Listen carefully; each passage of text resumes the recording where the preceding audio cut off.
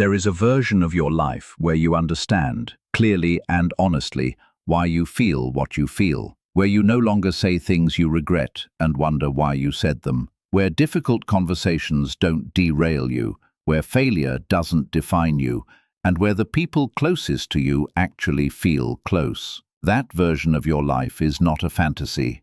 It is available to you. But it requires a kind of intelligence that most people were never taught, not in school, not at home, and not in any book that claimed to make you more productive or successful. This audiobook is about that intelligence. Over the next 2 hours and 10 minutes, you will learn how your brain produces emotion, why you react the way you do, and what it actually takes to change. You will explore self-awareness, self-regulation, empathy, communication, resilience, and the relationship you have with yourself when no one else is watching. You will finish this with a deeper understanding of the person you have been living with your entire life, yourself. Let's begin. Part 1. The intelligence nobody taught you.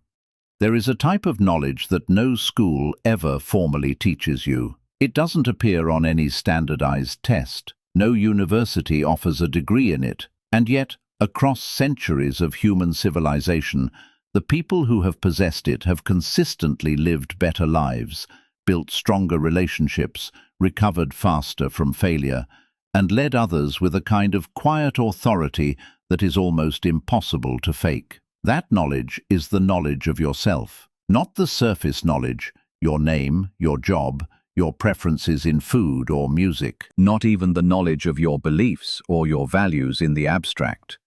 The knowledge I'm speaking of is something far more immediate, far more challenging, and ultimately far more transformative. The ability to know what you are feeling, why you are feeling it, and what to do with that feeling in real time while life is happening to you. This is the core of what researchers and psychologists now call emotional intelligence. The word intelligence is important here. For most of the 20th century, intelligence was understood as a single, measurable thing, the capacity for logical reasoning, verbal comprehension, abstract thought. IQ tests were designed to capture this capacity, and for a long time, IQ was treated almost as a destiny. People with high IQs were expected to succeed. People with lower scores were quietly expected to struggle. But the evidence told a more complicated story. The world was full of intellectually brilliant people who were miserable, highly educated men and women who destroyed their marriages through emotional immaturity, gifted professionals who, when placed under pressure, fell apart in ways their IQ scores never would have predicted. And everywhere you looked, there were people of ordinary academic intelligence who were nonetheless thriving, who built loyal friendships, navigated crises with grace, led teams through difficulty, and seemed to move through the world with a kind of steadiness and warmth that made others want to be near them. The discrepancy demanded an explanation. In 1990, two psychologists named Peter Salovey and John Mayer published a paper that introduced a concept they called emotional intelligence. They defined it as the ability to perceive emotions accurately, to access and generate emotions that assist thought, to understand emotion and emotional knowledge, and to reflectively regulate emotions in ways that promote emotional and intellectual growth. That definition is technical, but what it describes is something every human being recognizes from lived experience. We all know the difference between someone who handles a tense conversation with poise and someone who explodes at the slightest provocation. We all know the difference between a person who can walk into a room and read the emotional temperature in seconds and someone who barrels through social situations, oblivious to the signals everyone around them is sending. We all know the difference between a colleague who recovers from setbacks with determination and one who spirals into despair every time something goes wrong. These are not random personality variations.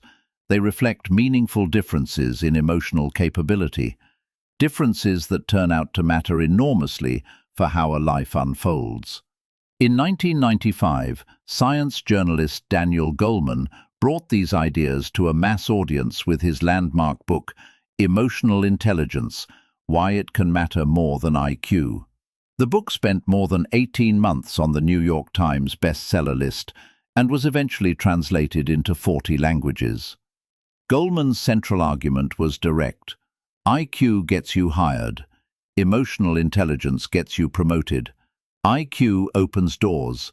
Emotional intelligence determines whether you can walk through them without destroying everything on the other side.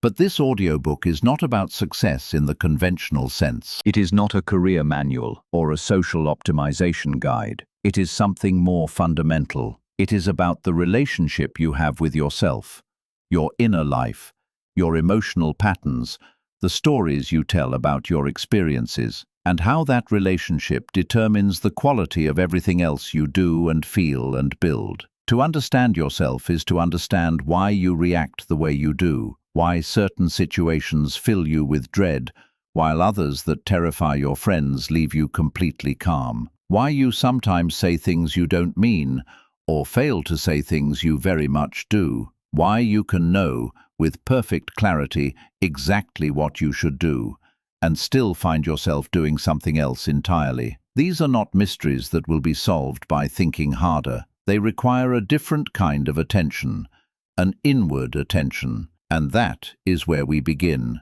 Part 2. The brain beneath the brain. To understand your emotional life, you need to understand the machine that produces it. The human brain is not a single organ with a unified purpose. It is, in a very real sense, multiple organs layered on top of each other, each operating according to its own logic, each with its own evolutionary history. Understanding these layers is not a detour into neuroscience trivia. It is the foundation for understanding why you feel what you feel, and why changing how you feel is possible, but never simple. The oldest part of your brain, sometimes called the reptilian brain or the brainstem, governs basic survival functions: breathing, heart rate, the startle reflex. It operates entirely outside conscious awareness, and is essentially the same in humans as it is in lizards. You did not choose this brain.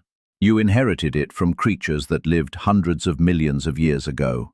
Layered on top of this ancient core is the limbic system, the seat of your emotional life. The limbic system emerged with the early mammals, and its defining structure for our purposes is the amygdala. The amygdala, actually a pair of almond-shaped clusters of neurons, one on each side of your brain, is your emotional alarm system. Its job is to scan your environment, constantly and rapidly, for anything that might be dangerous, important, or emotionally significant. When it detects something, a raised voice, a threatening face, an unexpected loud noise, a social situation that resembles a past humiliation, it sends out an immediate, powerful signal that floods your body with hormones and sets off a cascade of physiological responses. This is what researchers call the amygdala hijack. Your heart rate accelerates, your breathing becomes shallow and rapid, blood is redirected from your digestive system and your prefrontal cortex, the thinking part of your brain, toward your muscles and your senses. You become, in a very literal sense, less capable of rational thought. This system was designed for survival in a world where the most dangerous things were physical predators. In that world, the speed of the amygdala's response was an enormous advantage. A fraction of a second could mean the difference between escape and death. The thinking brain is too slow for that kind of threat. But here is the problem. You do not live in that world. The threats you face are not lions or rival tribes.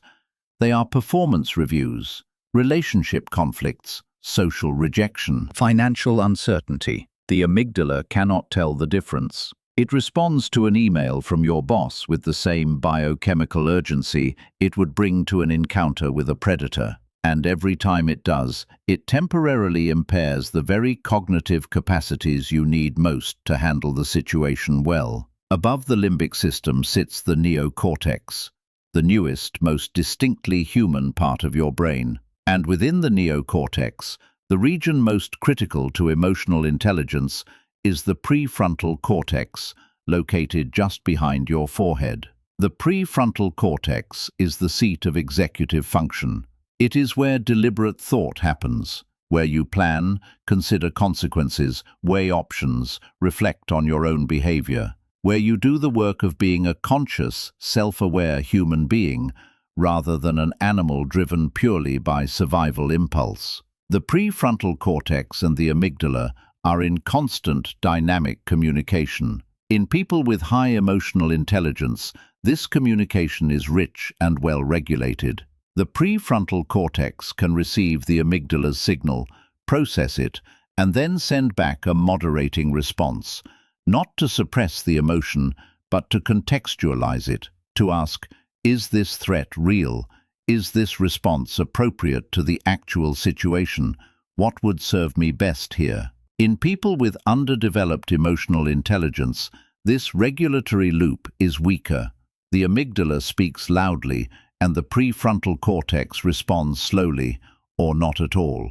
Emotion dictates action before reflection has a chance to intervene. The crucial insight from modern neuroscience is this: the strength of the connection between your amygdala and your prefrontal cortex is not fixed. It is not determined at birth, and it is not frozen at some point in adolescence. The brain retains its plasticity, its capacity for rewiring throughout life. The neural pathways that regulate emotional response can be strengthened through deliberate practice. Emotional intelligence, therefore, is not a talent you either have or lack. It is a skill that can be developed with the right understanding and the right effort. But before you can develop any skill, you have to know what you are working with. Part 3. Self-awareness. Knowing what is happening inside you. The first and most foundational domain of emotional intelligence is self-awareness. Self-awareness, at its simplest, is the ability to know what you are feeling while you are feeling it. Not after the fact, when you are reconstructing events in memory. Not in the abstract, when you are describing your personality to a stranger. In the moment, in real time, as the emotion is arising in your body and beginning to color your perception of the world. This sounds simpler than it is. Most people, most of the time, are not aware of their emotional states with any real precision. They know in the most general terms that they feel good or bad, comfortable or uncomfortable, energized or depleted. But the specific texture of what they are experiencing, the difference between anxiety and excitement, between sadness and disappointment, between anger and hurt, tends to escape them. And this matters, because different emotions call for different responses. Anxiety calls for grounding and reality testing. Excitement calls for channeling and direction. Sadness calls for time and compassion. Disappointment calls for honest assessment and recalibration. If you cannot distinguish between these states, you cannot respond to them intelligently. You are navigating by feel, in the dark, with the crudest possible instruments. The psychologist Lisa Feldman Barrett, whose research on emotion construction has reshaped the field over the past 2 decades, uses the term emotional granularity to describe the precision with which a person can identify and label their emotional states. People with high emotional granularity, her research shows, have significantly better outcomes across virtually every domain of well-being. They recover from negative emotions more quickly. They drink less alcohol under stress. They are more likely to choose effective coping strategies over destructive ones. And they show greater neural differentiation. Their brains actually process different emotions in genuinely different ways, rather than experiencing a generalized positive or negative flood. In other words, the richer your emotional vocabulary, the more fine-grained your perception of your own inner life, the better your capacity to handle that inner life intelligently. How do you develop this? The first step is one of the most powerful tools in the emotional intelligence toolkit: naming your emotions.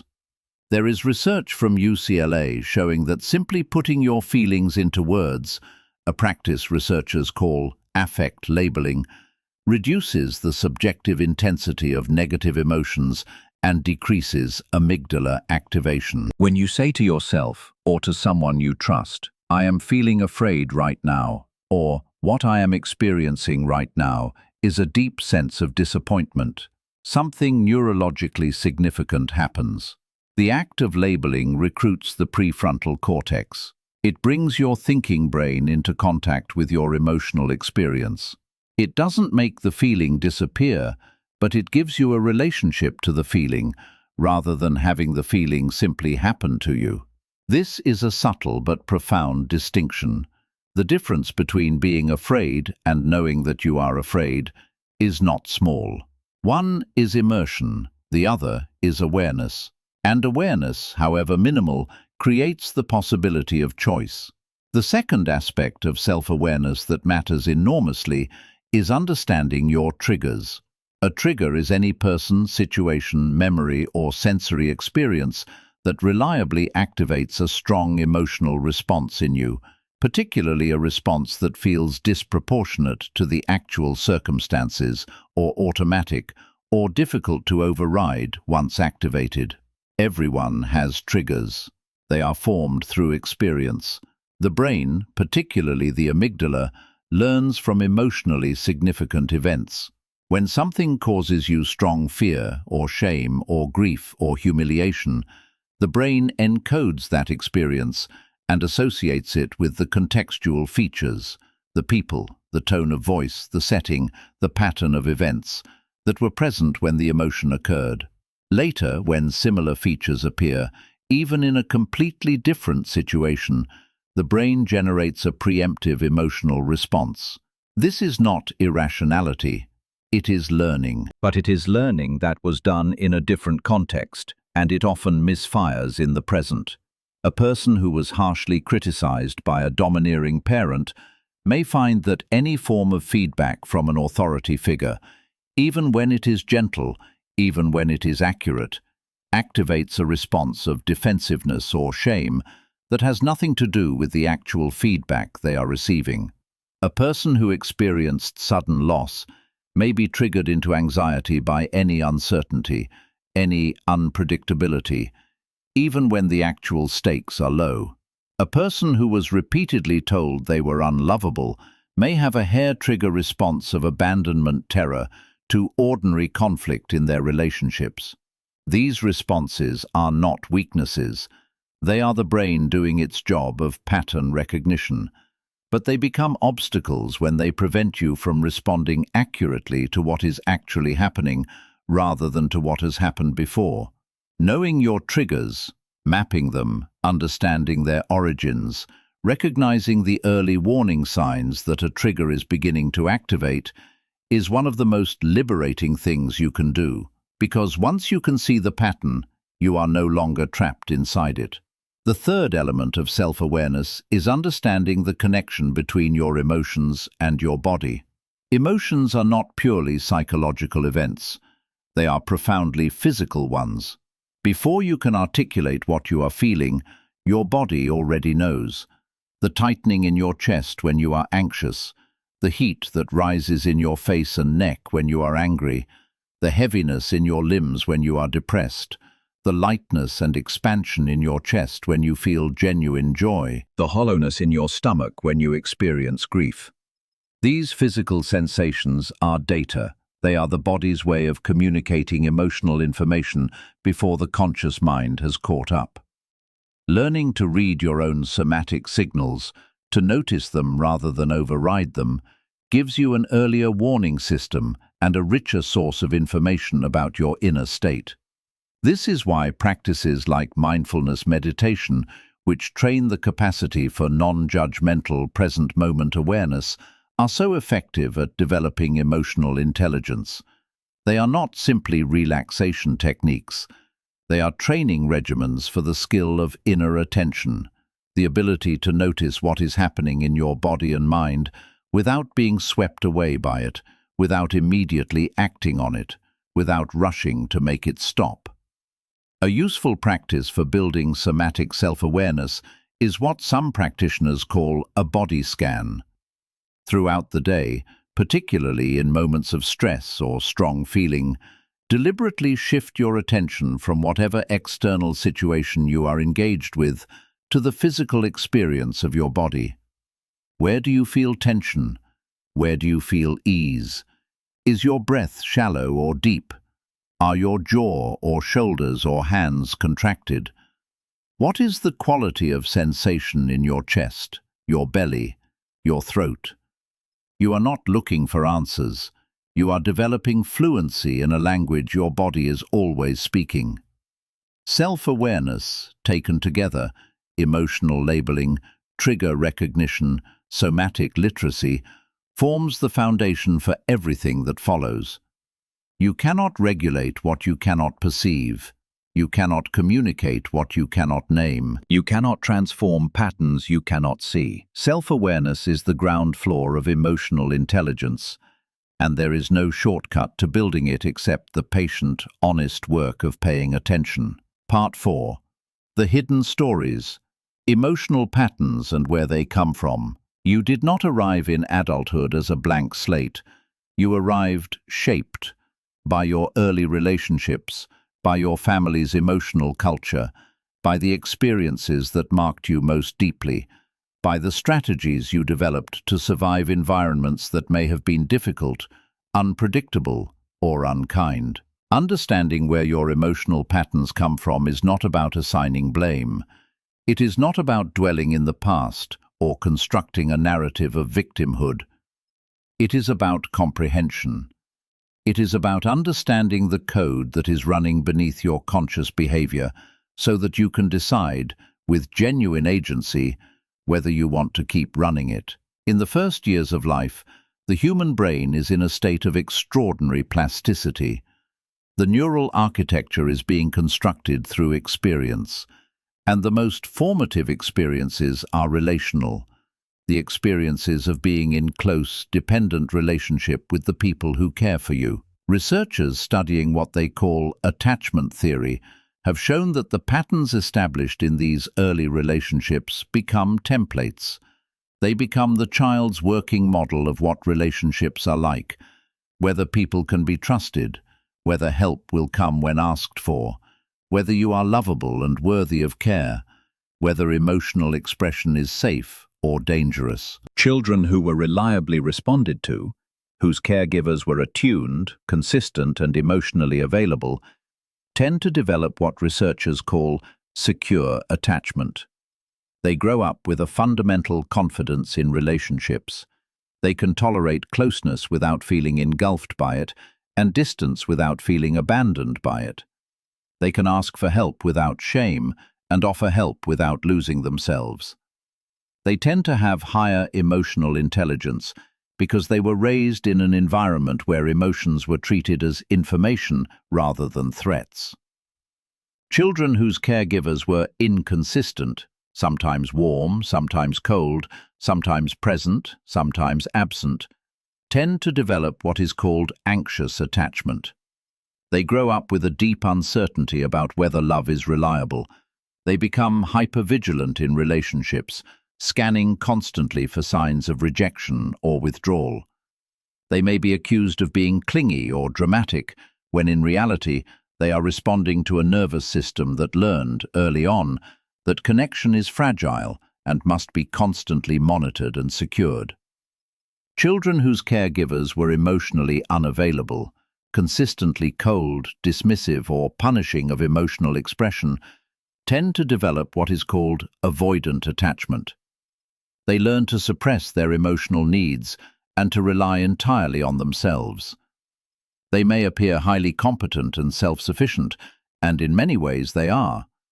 But beneath that self-sufficiency is often a deep longing for connection that they have been trained to mistrust and suppress. These are not rigid categories. They are patterns, tendencies that carry forward into adulthood and express themselves in relationships, in the workplace, in the relationship you have with yourself. Why does this matter for emotional intelligence? Because your attachment style determines, to a significant degree, how you respond to emotional events, how quickly you are triggered, how intensely you respond, how well you can regulate yourself, how easily you can be present with other people's emotions without becoming overwhelmed or shutting down.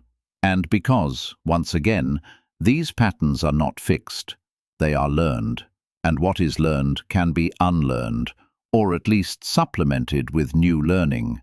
The attachment research calls this earned security, the process by which an adult who did not experience secure attachment in childhood nevertheless develops the internal resources and relational capacities associated with it through therapy, through intentional relationships, through self-understanding, and through the deliberate cultivation of emotional skill. Beyond attachment, there is the matter of what your family taught you about emotions directly, the spoken and unspoken rules of your household's emotional culture. Some families treated emotions as private, even shameful. Sadness was weakness, anger was dangerous, fear was something you were supposed to overcome rather than acknowledge. Joy, if excessive, was something to be moderated. In these families, children learned to be emotionally self-contained to a degree that often served them badly in adult life. Unable to ask for help, unable to name what they were feeling, unable to let others know them fully. Some families expressed emotions with enormous intensity, but without regulation. Households where rage was frequent, where moods were volatile, where children became expert readers of adult emotional states as a survival strategy. These children often grew into adults with exquisite empathy for others, but very poor tolerance for their own emotional discomfort, experts at managing the feelings of people around them while remaining curiously unfamiliar with their own. Some families handled emotions primarily through avoidance, humor that deflected, busyness that prevented stillness, the unspoken agreement that serious emotional conversations simply didn't happen here. Children from these families often find themselves, as adults, profoundly uncomfortable with depth, their own and others. None of these family patterns are pathological. Most were coping strategies that made sense given their own circumstances, but they become limitations when carried forward unconsciously into an adult life that calls for a richer, more flexible emotional repertoire. The question to ask yourself, with honesty and without judgment, is, what did I learn growing up about how emotions should be handled? What was safe to feel? What was safe to express? What was dangerous? What did the adults around me do with their difficult feelings? And how much of that am I still doing right now, today, without having ever consciously chosen it? Part 5.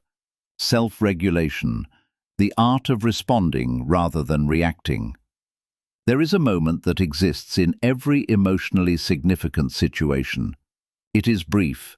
Sometimes it lasts less than a second, and most people never notice it. It is the moment between stimulus and response, between what happens to you and what you do about it. Viktor Frankl, the psychiatrist and Holocaust survivor, described this moment as the last and most fundamental human freedom, the freedom to choose your response to any given circumstance. The ability to inhabit that gap, to find it, to widen it, to act from within it, rather than being bypassed by pure reaction, is what emotional self-regulation looks like in practice. Self-regulation does not mean emotional suppression. This distinction is critical. The research on emotional suppression is unambiguous, and it is discouraging. When people attempt to regulate their emotions by pushing them down, by pretending they don't exist, by maintaining a controlled exterior while the emotion continues to surge internally,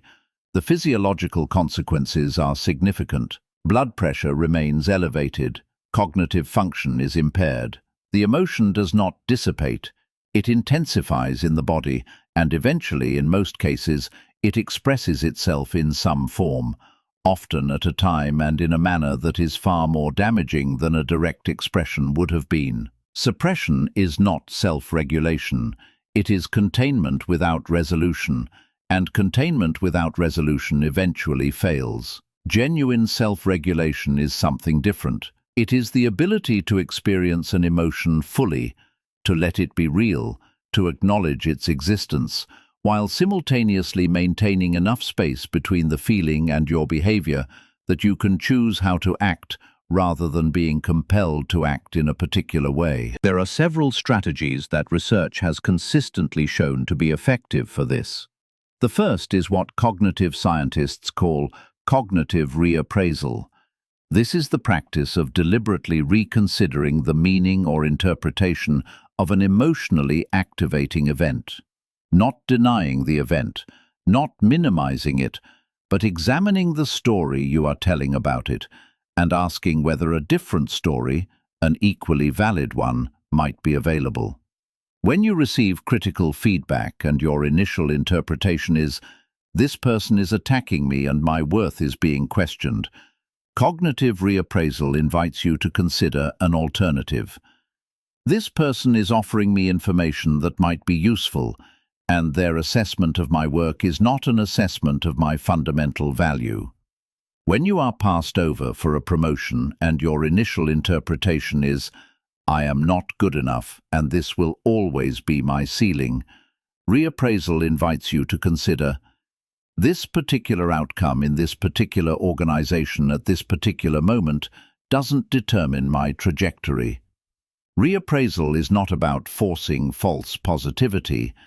It is about recognizing that the story you tell about an event is a choice, and that most emotionally significant events carry multiple valid interpretations. The interpretation you choose has consequences for how you feel, how you behave, and what actions you take. The second strategy is what is often called strategic delay, the practice of deliberately pausing before responding in emotionally charged situations. The physiological response triggered by the amygdala typically peaks within 30 to 90 seconds and then begins to subside, provided you do not continue feeding it by ruminating on the activating event. If you can create distance, physical or temporal, between yourself and the situation during those peak moments, you give your prefrontal cortex the time it needs to come back online. This is what experienced leaders do instinctively. They don't reply to difficult emails immediately. They don't respond to provocative comments in meetings in the moment they are made.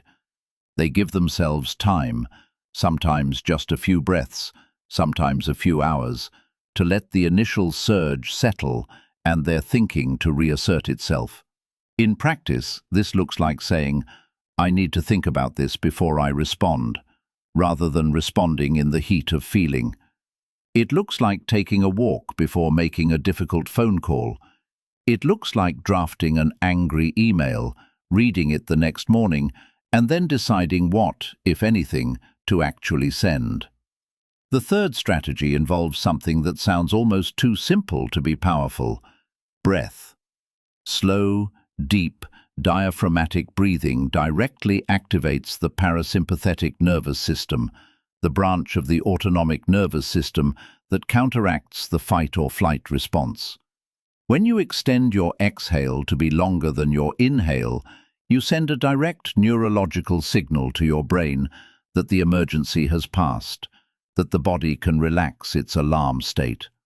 Research on this is extensive. Even a few minutes of slow, controlled breathing can measurably reduce cortisol levels, lower heart rate, reduce subjective anxiety, and improve cognitive performance.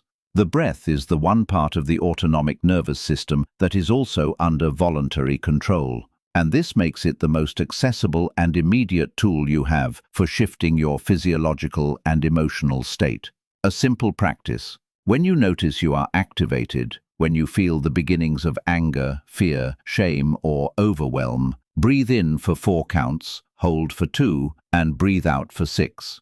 Do this 3 times, not as a way of making the emotion disappear, as a way of creating space. The fourth strategy is what researchers call emotional granulation in expression, finding accurate, specific language for what you are experiencing and communicating it directly rather than acting it out. Emotions that are named and expressed tend to metabolize more efficiently than emotions that are enacted. "I am feeling hurt by what you said, and I want to talk about it when we're both calm," is a form of expression. Slamming a door or going silent for 3 days is a form of enactment.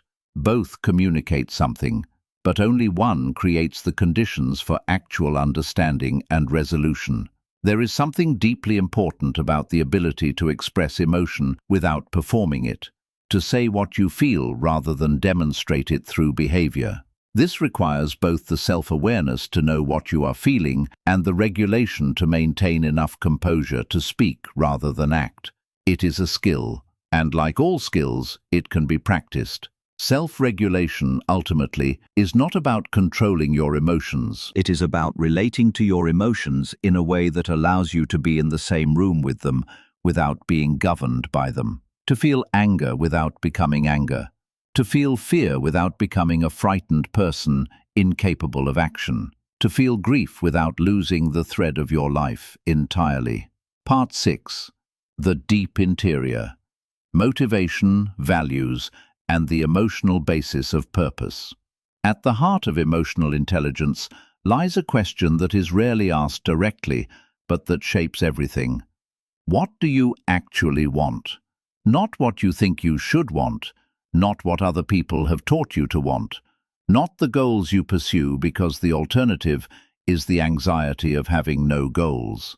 What do you genuinely, internally want for your life? This question requires honesty of a very specific kind. It requires the willingness to distinguish between intrinsic motivation, the desire that arises from within, from genuine interest, curiosity, or meaning, and extrinsic motivation, the desire that is driven by external validation, reward, or the avoidance of shame and punishment. Extrinsic motivation is not inherently bad. The desire to be well compensated for your work, to be respected by people you admire, to achieve things that others value. These are real human desires, and they can fuel real effort. But research consistently shows that when external rewards become the primary driver of behavior, several things happen.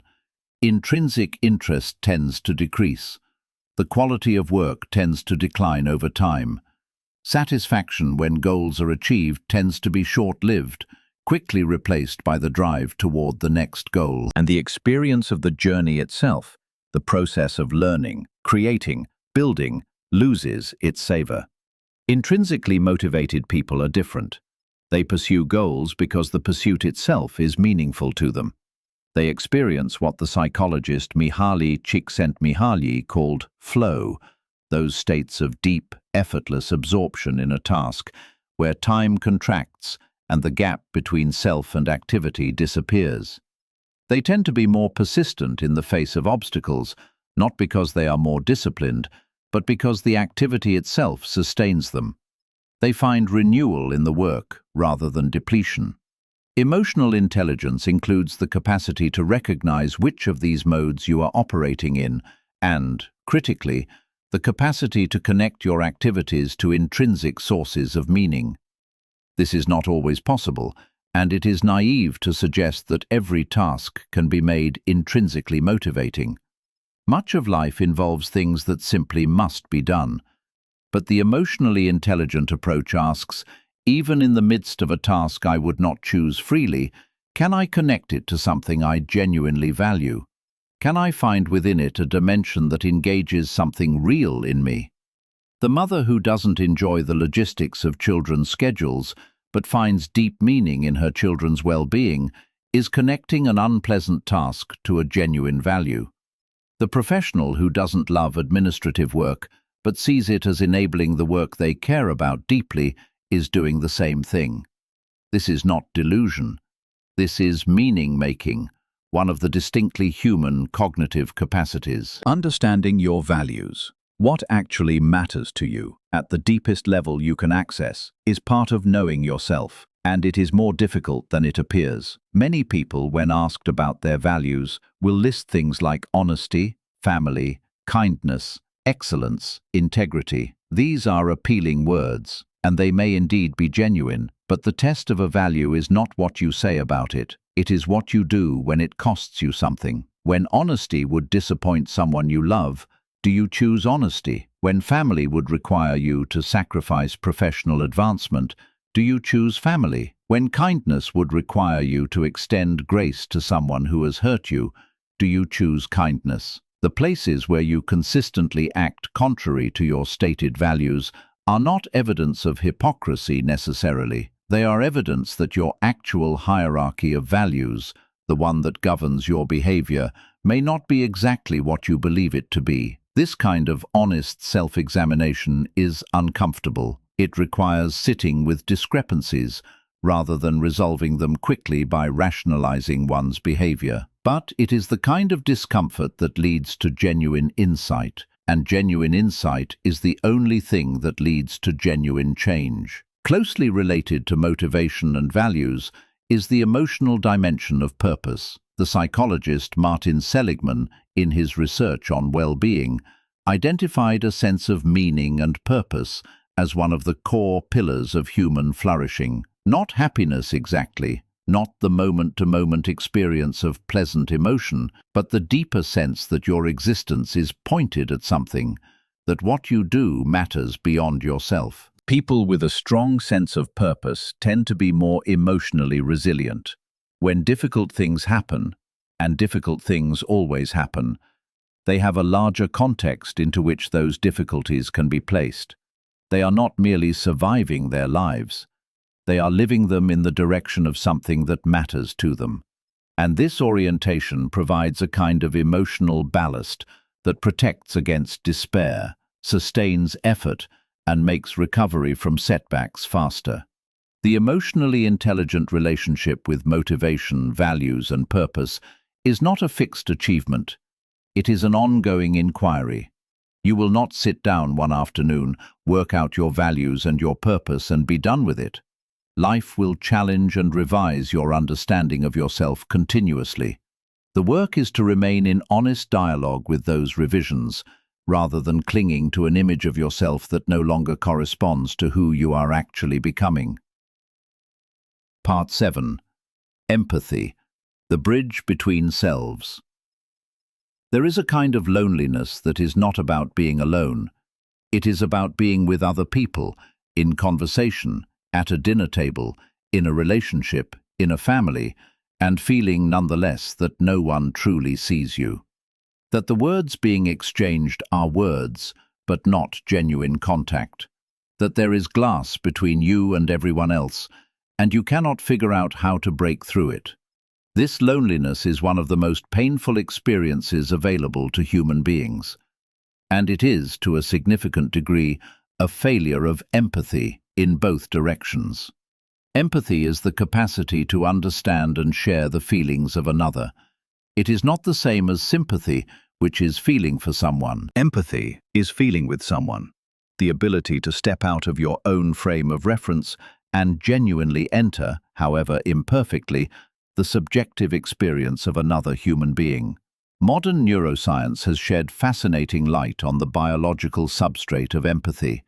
Deep in the brain, researchers discovered a type of neuron that fires both when you perform an action and when you observe someone else performing that action.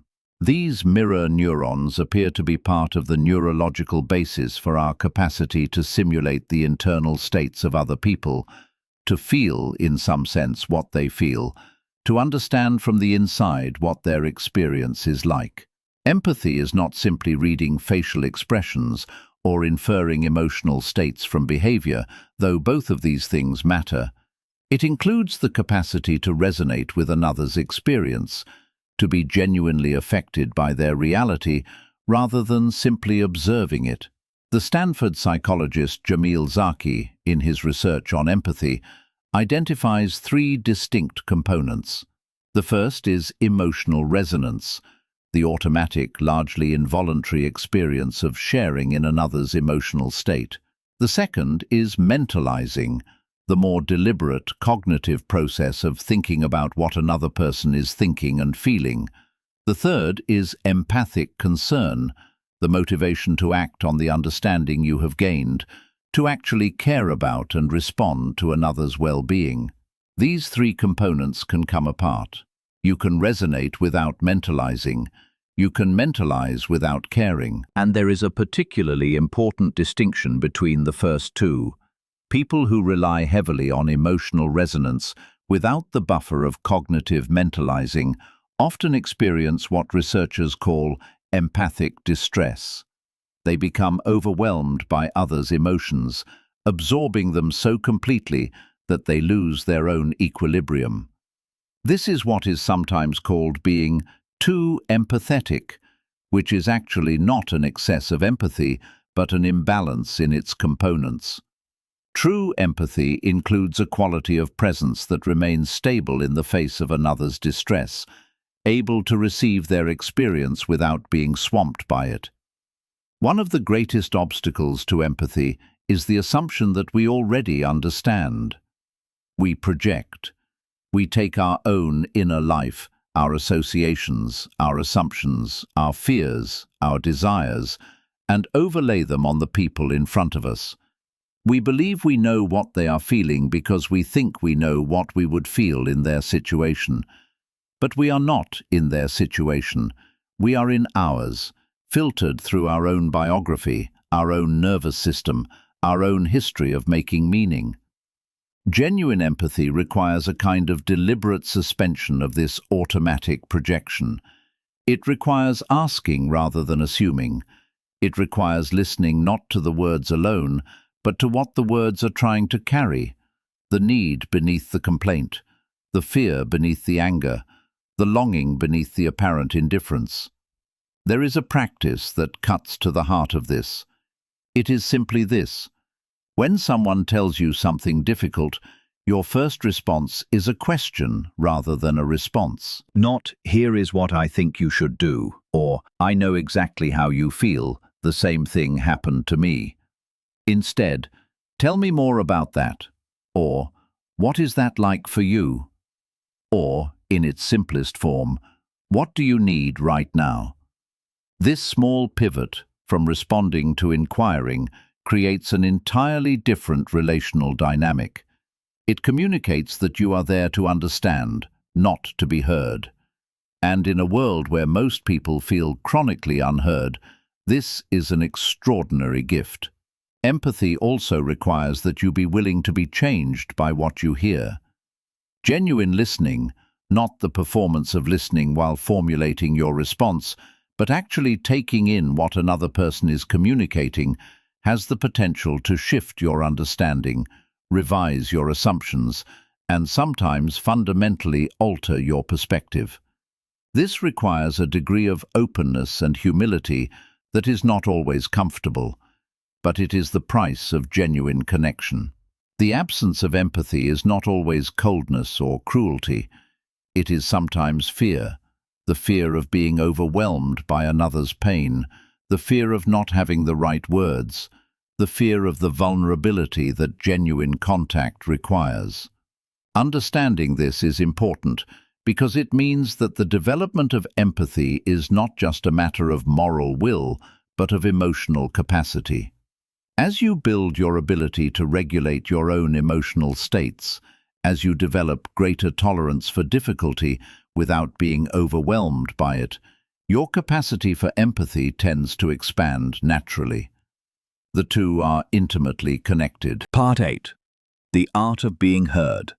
Emotional Intelligence in Communication. Words are only a fraction of what happens when two people talk. The research suggests that in face-to-face conversation, the meaning conveyed by the actual words accounts for a relatively small proportion of the total communication. Tone of voice, facial expression, posture, gesture, the speed and rhythm of speech, the quality of eye contact, all of these carry at least as much information as the semantic content of language, and often more. Emotionally intelligent communication is not primarily about what you say. It is about how fully present you are to the entire human being in front of you, and how accurately you can both read and convey meaning across all these channels simultaneously. Active listening is the cornerstone of emotionally intelligent communication, and active listening is radically different from what most of us do in conversation. In most conversations, people are not truly listening. They are waiting. They hear the first part of what someone says. They identify a topic or a theme, and they begin internally formulating their response, their opinion, their experience, their advice, while the other person is still speaking. By the time the person finishes, the listener has only received a portion of what was communicated. Active listening means staying present through the entire communication. It means resisting the pull toward formulation and remaining in receptive mode. It means attending not only to the words but to the emotional subtext, the things being communicated beneath and between the words. It means periodically reflecting back what you've heard. What I'm hearing is that you feel overlooked when this happens. Is that right? Both to confirm your understanding and to communicate to the speaker that you have genuinely received them. This kind of listening is rare, and people recognize it immediately when they experience it. There is something physiologically soothing about being genuinely heard. It activates the sense of being safe, of being known and accepted rather than judged and dismissed. People who experience genuine listening tend to open up, to think more clearly, to access perspectives they couldn't access before. The act of being heard is, in itself, a form of support. Emotionally intelligent communication also requires honesty, not the brutal, unfiltered honesty that is sometimes confused with directness, but what researchers call assertive communication. Assertive communication means expressing your thoughts, feelings, and needs clearly and directly, without aggression on one side or passivity on the other. There are 4 common dysfunctional patterns that people fall into when communication becomes emotionally charged. The first is passivity, the suppression of your actual needs and feelings in order to maintain peace. The passive communicator tends to defer constantly, to avoid conflict at all costs, to say yes when they mean no, and to say nothing when they have something important to say. This preserves surface harmony at the cost of genuine connection, and tends to produce, in the passive person, a slow accumulation of resentment that eventually breaks through the surface in ways that seem, to others, inexplicable. The second is aggression, the expression of needs and feelings without regard for their impact on others. The aggressive communicator tends to override, dismiss, and dominate. They may get what they want in the short term, but at the cost of trust, goodwill, and genuine relationship. People around them become guarded, defensive, and ultimately disengaged. The third is passive aggression, the expression of hostility through indirect means. Sarcasm, delay, forgetting, cold withdrawal, the pointed absence of a response. This is perhaps the most corrosive pattern because it combines the emotional reality of aggression with the deniability of apparent compliance. It is exhausting to be on the receiving end of it, and it is exhausting and ultimately self-defeating to practice it. The fourth pattern, and the one that emotional intelligence develops, is assertiveness. The assertive communicator expresses their needs, feelings, and boundaries clearly, directly, and without hostility. They speak in first-person terms. I feel, I need, I think, rather than second-person accusations. They acknowledge the other person's perspective, even while holding their own. They are willing to hear no, and they are willing to say no, without either relationship ending. Assertive communication is not natural for most people.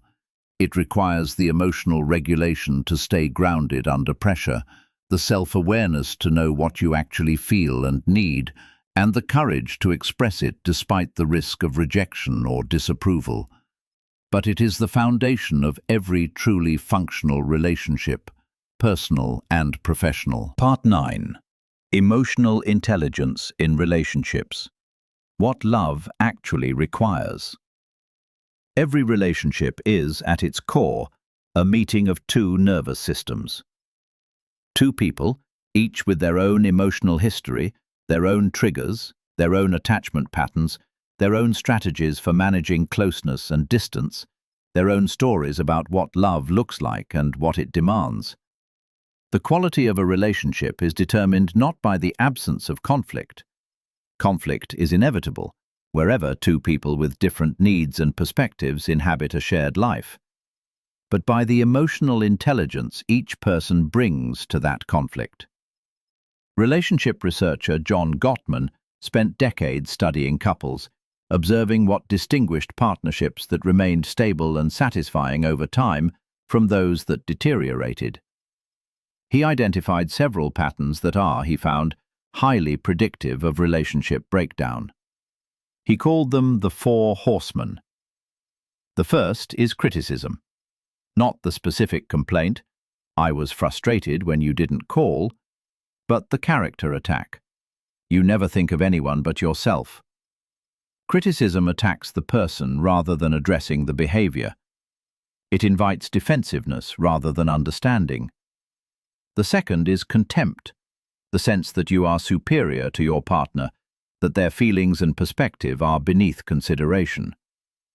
Contempt is the single strongest predictor of relationship failure that Gottman found. It is communicated through eye-rolling, sneering, mockery, and dismissiveness. It is the opposite of empathy, not just the failure to understand someone's experience, but the active rejection of its validity. The third is defensiveness, the refusal to take any responsibility for the problem at hand.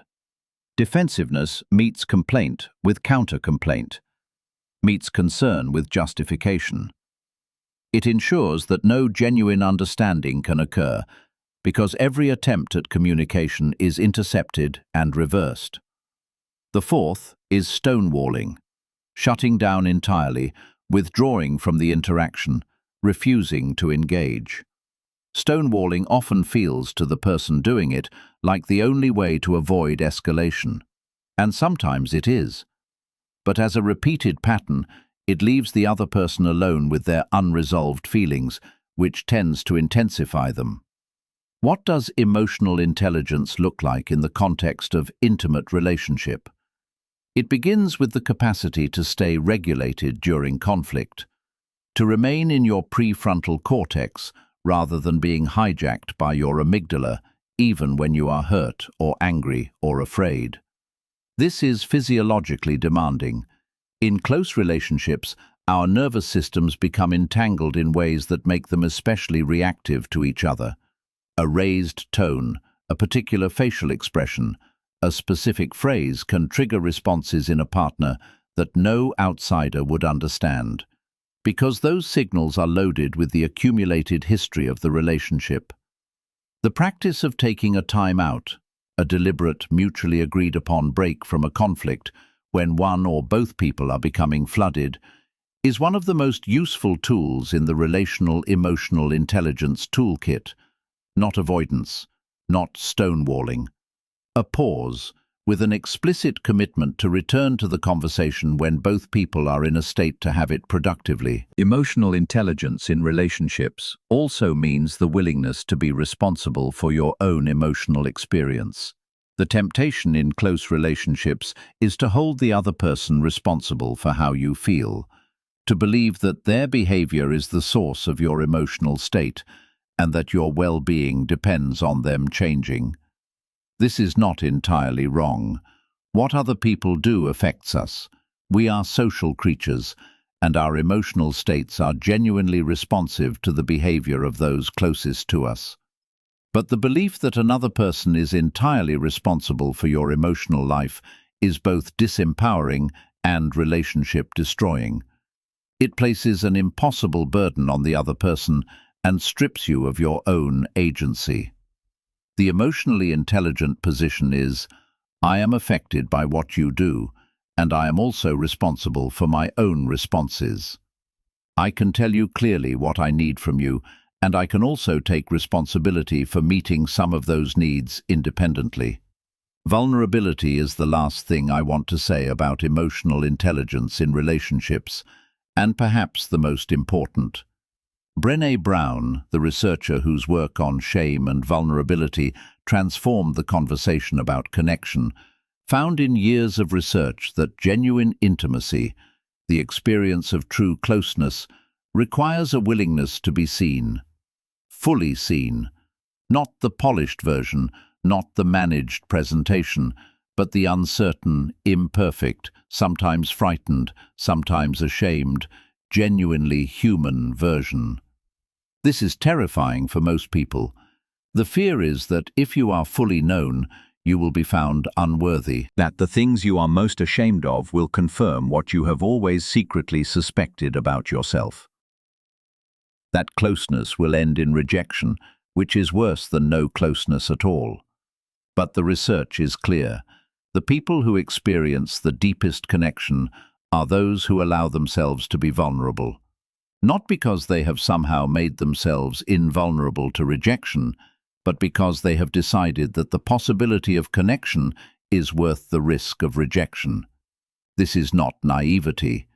It is courage, the particular courage that emotional intelligence, at its highest development, makes possible. Part 10. The emotionally intelligent relationship with yourself. Self-compassion, criticism, and growth. There is a voice that most people carry inside them that they would never use toward another person they love.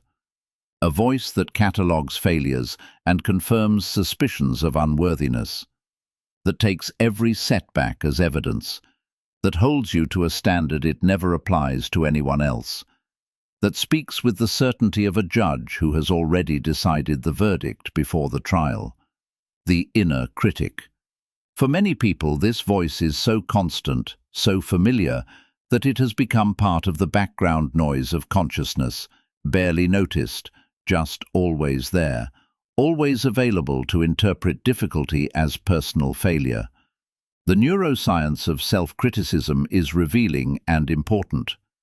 When you engage in harsh self-criticism, particularly around failure and inadequacy, you activate the same threat detection systems in your brain that are activated by physical danger. Your amygdala responds to your inner critic the same way it responds to an external aggressor. Cortisol rises. The nervous system mobilizes for defense. This is one of the reasons why the inner critic is so ineffective as a motivational tool, despite the widespread belief that self-criticism is necessary for improvement. People who are highly self-critical tend to procrastinate more because they avoid tasks where they might fail. They take fewer risks because failure under self-criticism is experienced as unbearable. They recover from setbacks more slowly because each setback is processed as a confirmation of a fundamental deficiency, and they report lower overall well-being by virtually every measure.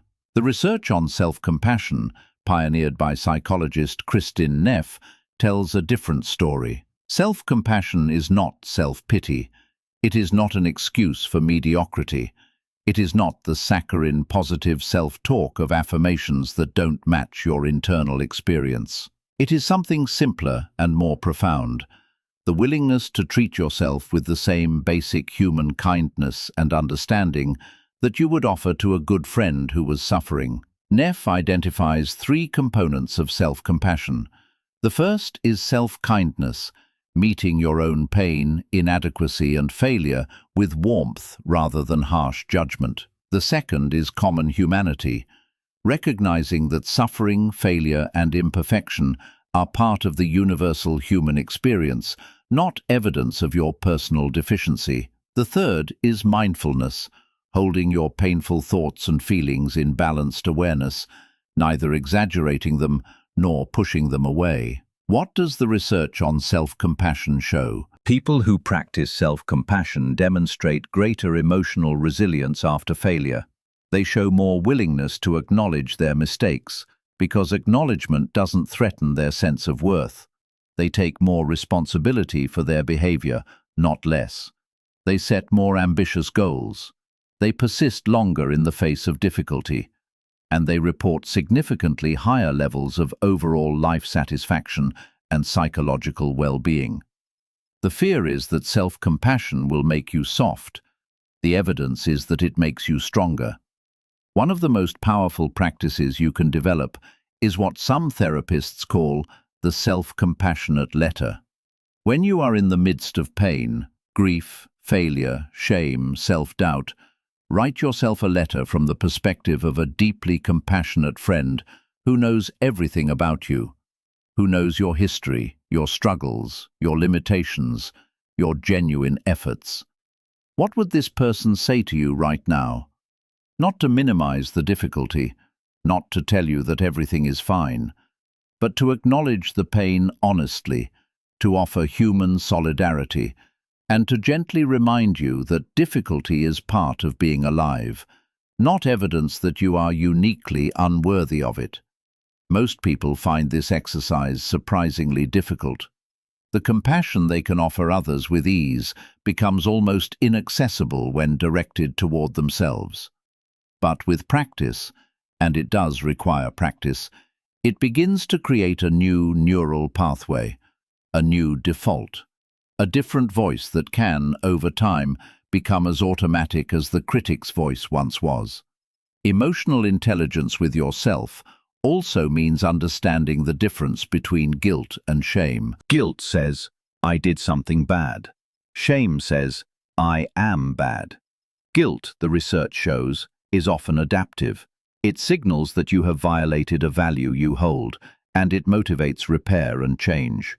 People who feel guilt tend to apologize, to make amends, to behave differently in the future. Shame is almost never adaptive. It creates a desire to hide, to disappear, to escape the unbearable experience of being a fundamentally flawed person. It tends to produce aggression when that escape isn't possible, and it is correlated with virtually every major psychological difficulty: addiction, depression, anxiety, eating disorders, relationship violence. The emotionally intelligent relationship with your own imperfection distinguishes between these two experiences. When you fall short, guilt is appropriate. Honest acknowledgement, genuine remorse, a commitment to do better. Shame is not what the moment calls for, and feeding shame rather than guilt is one of the most destructive things you can do to yourself. Part 11. Emotional intelligence under pressure, resilience, stress, and recovering well. Every human life includes difficulty, loss, failure, disappointment, illness, betrayal, circumstances that are beyond control, events that seem, at the time they occur, too large to survive. Resilience, the capacity to adapt to and recover from adversity, is not the absence of these things. It is the capacity to go through them without being permanently broken by them. And it turns out to be one of the most trainable dimensions of emotional intelligence. The psychological understanding of resilience has evolved significantly over the past few decades. Early research focused on resilience as a trait, something some people simply had and others lacked. But more recent research, including landmark studies from the American Psychological Association and researchers like Ann Maston at the University of Minnesota, reveals that resilience is not a rare gift. It is, as Maston puts it, ordinary magic, the common expression of ordinary human resources that most people can develop. What are those resources? The first is the ability to regulate your emotional response to adversity, not to prevent emotional pain, which is neither possible nor desirable, but to prevent emotional pain from overwhelming your capacity to function. This brings everything we have discussed about self-regulation into direct application. The second is the quality of connection, the relationships in your life that function as genuine support, that allow you to be known in difficulty without judgment. Research on stress response shows that social support is one of the most powerful buffers against the physiological impact of adversity. Not the performance of support, people present but emotionally absent, but the real thing. The capacity to receive care from others is itself a component of resilience, and one that requires the emotional intelligence to ask for help without shame. The third is meaning-making, the capacity to integrate difficult experiences into a larger narrative of your life that preserves a sense of coherence and direction. This does not mean making positive meaning out of every painful event. Some events are simply terrible and should not be reframed into lessons. But it means being able to hold difficult experiences without being reduced to them. To say, this happened and it was genuinely terrible, and I am still here, and my life is still going somewhere. The fourth is what Carol Dweck at Stanford calls a growth mindset, the belief that your capacities are not fixed, that difficulty is a source of learning rather than a revelation of limitation, that effort in the face of setback is meaningful rather than futile. People who apply a growth mindset to adversity recover more quickly because they engage with their difficulty rather than collapsing into it or trying to escape it. The fifth resource, and this one often surprises people, is the capacity to tolerate uncertainty.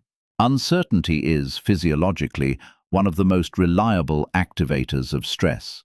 The human brain, particularly the systems associated with threat detection, is deeply uncomfortable with not knowing.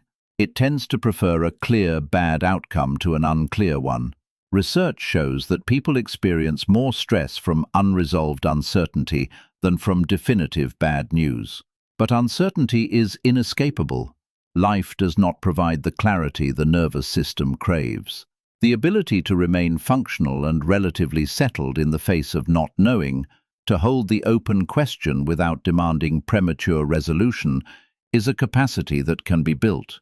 It is built through experience, through discovering repeatedly that you can survive the not knowing and eventually arrive at clarity or at adaptation.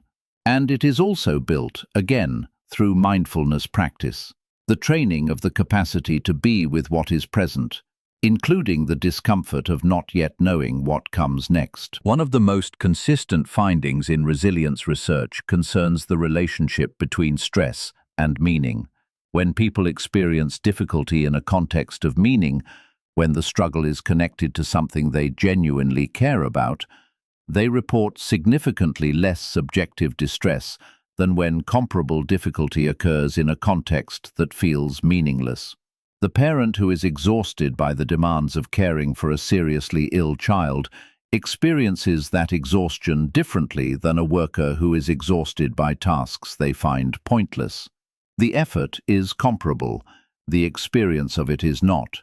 This does not mean you should romanticize difficulty or pretend that meaning makes pain painless. It means that nurturing your connections to meaning and purpose is not a luxury or a self-indulgence. It is essential maintenance for your psychological immune system. Part 12.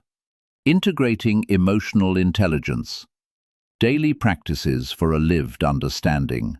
Everything we have explored in this audiobook, self-awareness, self-regulation, motivation, empathy, communication, relationships, self-compassion, resilience, is not a set of abstract principles to be understood intellectually and then filed away. It is a living practice, a set of skills that are developed not through understanding alone, but through repeated, intentional engagement over time. Emotional intelligence grows in the same way that any complex skill grows, through cycles of practice, reflection, adjustment, and more practice. There is no final state of arrival. There are deepening levels of capacity, expanding areas of awareness, increasingly refined responses to an ever-changing set of circumstances. What does this practice look like in everyday life? The first practice is the emotional check-in, several times throughout the day, particularly at natural transition points, such as the beginning of a working day, before important interactions, and at the end of the day. Stop. Take a breath. Ask yourself, what am I feeling right now? Can I name it specifically? What is happening in my body? What is driving this feeling? What is it about the current situation that is activating this response? This takes 30 seconds. Over weeks and months, it builds an extraordinary depth of self-knowledge. You begin to see your patterns, the times of day when your emotional regulation is weakest, the situations that consistently trigger your most problematic responses. the activities and interactions that consistently replenish you versus deplete you. You begin to know yourself in a precise, practical way that abstract self-reflection rarely provides. The second practice is the daily review. At the end of each day, take 10 minutes to sit quietly and review the emotional landscape of the day. Not to judge yourself for how you handled things, though honest assessment is part of it, but to understand. What happened today that affected you emotionally? How did you respond? Was that response in line with how you want to show up in your life? What would you do differently? What did you do well? This is not rumination. Rumination is repetitive, unresolved cycling through negative events without purpose. The daily review is purposeful and time-limited. It extracts learning from experience and then puts the day to rest. The third practice is intentional listening. Choose one interaction per day, with a partner, a colleague, a friend, a family member, and practice genuine, active listening for its duration. Set aside your own agenda. Don't formulate your response while the other person is still speaking. Ask more questions than you provide statements. Reflect back what you hear. Notice the effect on the other person and on yourself. The fourth practice is the pause. This is especially important in high-stakes or high-emotion situations. Before you respond to anything that activates a strong emotional reaction, an email, a comment, a piece of news, take 3 slow breaths. Even in a conversation, you can say, "Give me a moment to think about that," and take a pause before responding. This single practice, applied consistently, has the potential to transform your communication, your relationships, and your professional effectiveness more than almost anything else. The fifth practice is the journal. Regular writing about your emotional experiences, not as a ledger of grievances but as a space for genuine inquiry, accelerates self-understanding in ways that few other practices match. The act of putting experience into language requires you to organize it, to find structure in what may have felt like chaos, to identify what you actually think and feel about it. Many people are surprised to discover what they actually feel when they commit to writing it down, rather than simply cycling it through their minds. The sixth practice is the deliberate cultivation of empathy through perspective-taking. When you find yourself in conflict with someone, or when you find yourself judging someone harshly, try the following. Write down, as specifically as you can, the perspective from the other side. Not a caricature of it, a genuine attempt to see the situation as they might see it, given everything you know about them. What would a compassionate, informed observer say about their experience of this situation? This practice does not require you to agree with the other person. It does not require you to abandon your own perspective. It simply requires you to hold both. And the ability to hold multiple perspectives simultaneously, to understand that complexity is real and that human situations are almost always more multidimensional than any single viewpoint captures, is one of the hallmarks of high emotional intelligence. The seventh practice is the compassionate response to failure. When you make a mistake, and you will regularly, because you are human and mistakes are part of the human experience, practice responding to yourself with the 3 elements of self-compassion: self-kindness, recognition of common humanity, and mindful acknowledgement of the pain. What would you say to a close friend in this situation? Say that to yourself. These practices are not a program to be completed in a fixed time. They are lifelong habits. The person who has been practicing them for 20 years is not done. They are deeper, more nuanced, more capable, more free. Part 13. The Horizon: Emotional Intelligence and the Life You Want to Live. Understanding yourself is not the destination, it is the vehicle. The deeper you know your own emotional life, the patterns you run, the triggers that move you, the values that anchor you, the fears that constrain you, the more genuinely free you become. Not free from difficulty, not free from emotion, free to choose how you engage with both. This is the promise of emotional intelligence, and it is a realistic one. Not the promise of a pain-free life, not the promise of perfect relationships or unstoppable success. The promise that your life will increasingly be the expression of your actual choices, rather than the automatic expression of patterns you inherited without examining and carry without knowing. The brain is plastic. The neural pathways that govern your emotional responses can be strengthened, rerouted, and expanded. Research consistently demonstrates that intentional practice produces measurable changes in the brain's structure and function, in the connectivity between emotional and regulatory systems, in the sensitivity of the amygdala's threat response, in the capacity for cognitive reappraisal under pressure. You are not fixed. You are always, to some degree, under construction. And the construction project is most meaningful not when it is aimed at some idealized version of yourself, but when it is aimed at becoming more genuinely, fully yourself, more accurately expressive of the values you actually hold, more courageously present in the relationships that matter to you, more capable of bringing what you have to offer to the world without the constant interference of automatic, unconsidered emotional patterns. There is something else worth saying as we approach the end of this journey together, something that is easy to miss in the literature on emotional intelligence, which can sometimes read like an optimization manual. Human emotion is not a problem to be solved. It is the substance of your life. The grief you feel when you lose someone is not a malfunction. It is the presence of love in the face of loss. And love without the possibility of loss is not love at all. The fear you feel when you care about something enough to risk failure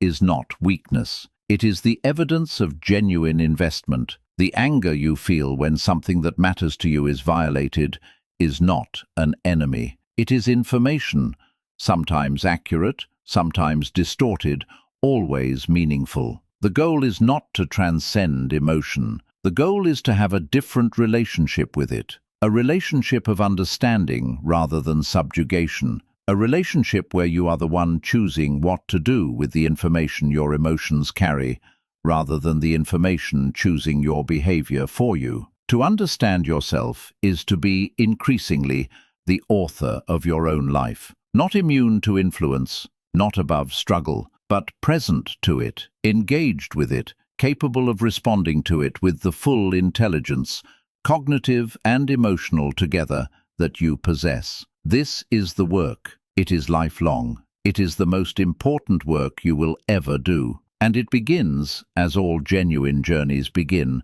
with the simple but radical act of paying attention to what is happening inside you right now, in this moment, as you move through the extraordinary and irreplaceable experience of being human. You have now covered the full landscape of emotional intelligence, from the neuroscience of how emotion is produced to the daily practices that slowly, genuinely change how you move through the world.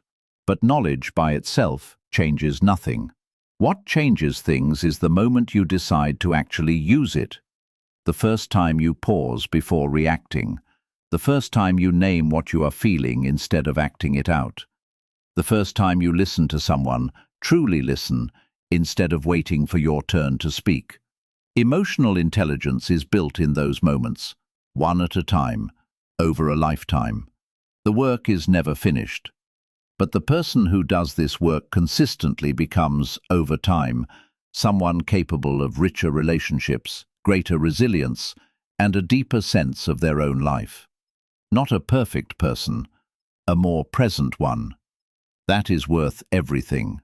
Thank you for listening.